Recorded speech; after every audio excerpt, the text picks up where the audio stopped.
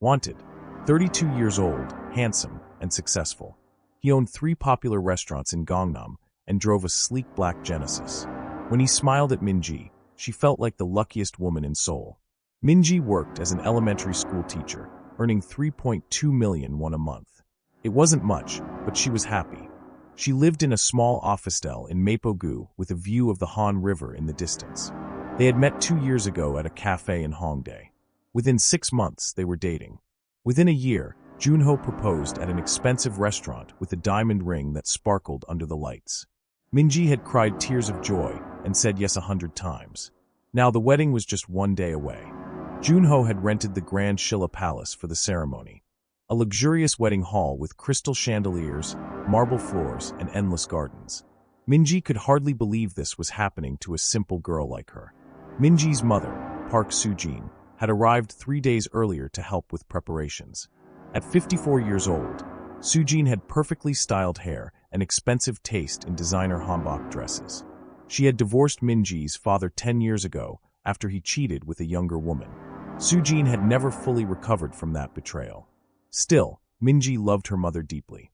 Soo-jin was all the family she had left. On the evening before the wedding, the rehearsal dinner took place in the palace's grand dining room. Junho's wealthy family filled most of the tables. His parents, his older brother, his aunts and uncles. Minji's side was much smaller. Just her mother Soo-jin, her 19-year-old cousin Jiwon, and 2 friends from teaching. They ate bulgogi, galbi japchae, and rice cake. Junho stood up and made a toast. To my beautiful bride. Tomorrow, I marry the woman of my dreams. Minji, you have made me the happiest man alive. Everyone applauded. Minji felt tears of happiness in her eyes. It was nearly 11 p.m. Minji was in her room but couldn't sleep. She had bought Junho a small gift. A leather wallet with his initials engraved on it. Inside, she had tucked a 3-page handwritten letter pouring out her heart. Minji decided to give it to him tonight. She put on her robe over her pajamas and quietly left her room. The palace was dark and silent. She walked toward the guest wing where Junho was staying. She reached his door and raised her hand to knock. But then she heard voices. A woman's voice that sounded strangely familiar. Very quietly, Minji turned the door handle. The door opened just a crack. What she saw made her entire world stop spinning. Junho was sitting on the edge of his bed, and in his arms, kissing him passionately, was her mother, Park Soo-jin. They were wrapped in each other's arms like lovers who had been together for years. Minji's mind went blank. She stood frozen, unable to breathe. This could not be real. Her fiancé, her mother, together. The small gift slipped from her hands and hit the floor with a soft thud. Junho and Soo-jin jumped apart. Their eyes went wide with shock. Minji, her mother gasped. Minji, wait. I can explain, Junho said quickly, his face turning pale. But Minji couldn't hear anything. There was a loud ringing in her ears. How could you? She whispered, her voice broken. She took a step backward. Don't, Minji said sharply. Don't you dare come near me. Minji turned and ran. She ran down the hallway, down the stairs, back to her room. She burst through her door, slammed it shut, and locked it. She slid down to the floor and sobbed into the darkness. Her own mother, the woman who was supposed to protect her. And Junho, the man she was going to marry in less than 24 hours.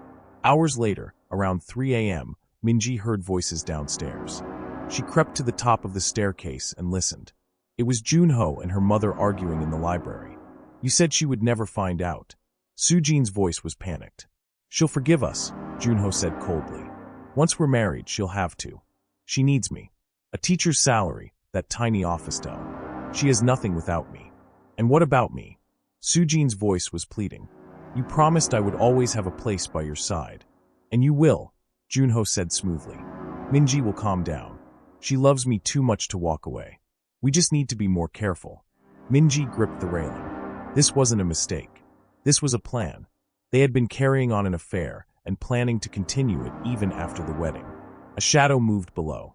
Her cousin Jiwon was standing near the library door with her phone out, recording everything. Jiwon looked up, saw Minji, and nodded, tapping her phone to show she had captured everything. Minji went back to her room. The tears stopped. A cold calm settled over her.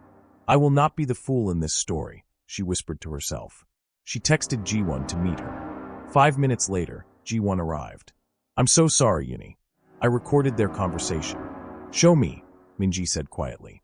Minji listened to the entire recording. Every word of their betrayal. Every word of their arrogance. What are you going to do? Ji-won asked. Minji looked at her cousin with hard, determined eyes. The wedding is going to happen exactly as planned. Everyone will be there, and they will all learn the truth. You're going to expose them at the wedding? They thought I was weak, Minji said. They were wrong. By the time the sun rose, Minji had not slept at all. But she was ready. At 9 a.m., hair and makeup artists arrived. They made her look like a magazine cover. Beautiful. Perfect. When they were done, Minji looked at herself in the mirror. She looked like a perfect bride, but inside, she felt cold and determined. Her mother knocked on the door. Minji let her in.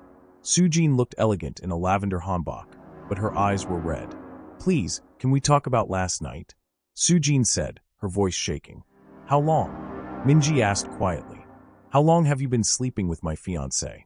Sujin looked at the floor. 3 months, she whispered. 3 months. Minji felt like she'd been slapped.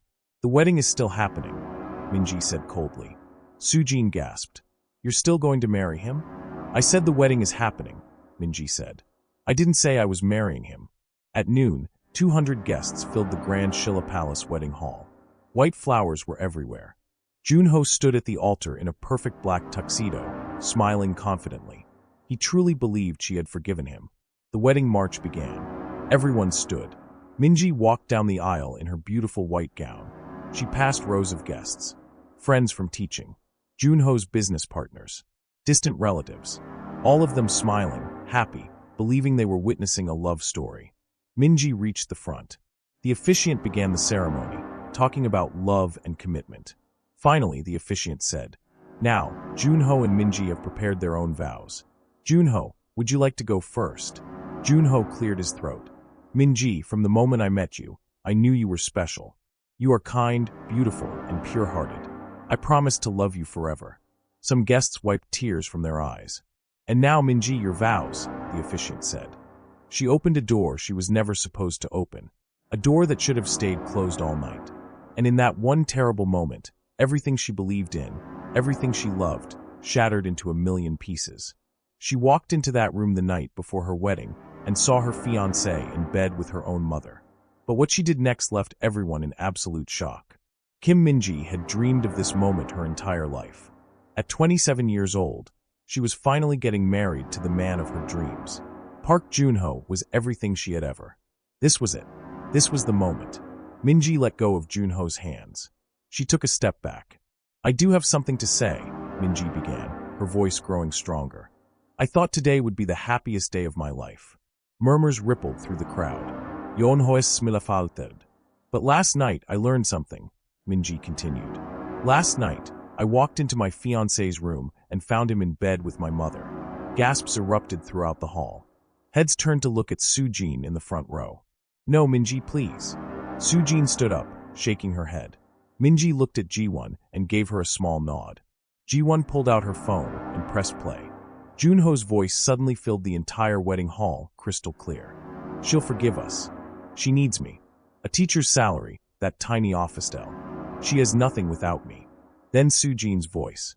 You promised I would always have a place by your side. Junho's voice again. Minji will calm down. She loves me too much to walk away. We just need to be more careful. The hall erupted into chaos. People jumped to their feet. Women covered their mouths in horror. Men shook their heads in disgust. Junho lunged forward, his face twisted with panic. Turn that off. The recording ended. Shocked silence filled the hall. Junho turned to Minji. This is all a misunderstanding. Sujin rushed forward. That's a lie. You pursued me. You said Minji was just convenient. Junho spun to face her. Shut your mouth. Sujin's hand flew up and slapped Junho hard across the face. The sound echoed through the hall. Junho's father stood up, his face red with anger. Junho, is this true? One of Junho's business partners stood up. If you can betray your own fiancé like this, how can we trust you in business? I'm cutting all ties with your company effective immediately. Other businessmen nodded. Same here. Our partnership is over. Junho's face went white. No, wait. Character matters, the partner said coldly. You have neither. Minji's voice cut through the noise. Everyone fell silent. I have one more thing to say. All eyes turned to her. Minji pulled off her veil and let it fall to the floor. Junho, you said I need you. You said I have nothing without you. But you were wrong. I don't need you. I don't need your money or your restaurants. What I needed was respect. Faithfulness. Someone who would treat me like I mattered. And you are not that person. You never were. She turned to her mother.